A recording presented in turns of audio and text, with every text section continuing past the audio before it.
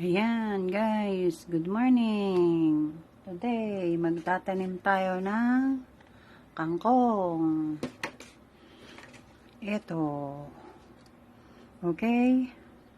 So, naggamit tayo ng moldering. So, kailangan natin ng size niyan.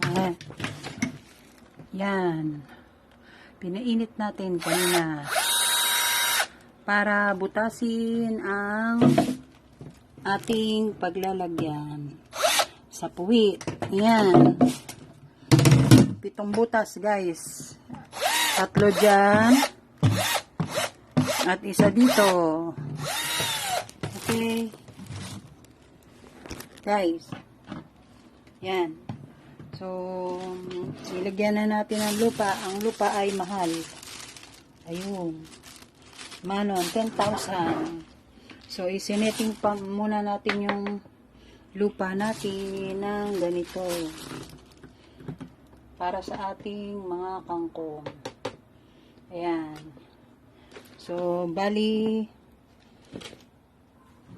binabad natin ng matagal. Ito daw ang kangkong panlupa. So, yung kangkong natin sa Pinas, usually sa tubig. Dito, magtanim tayo kasi napakamahal ng gulay. Yan. Ito ay maliliit, kaya 3. Ganyan ang setting natin. Dagdagan na natin yan ng lupa. Ayan. Mabuhay ka sana. Para meron anihin, guys. At napakamahal ng ating gulay dito. Okay? Bigyan natin ng tubig. Ayan. Huwag masyadong malakas.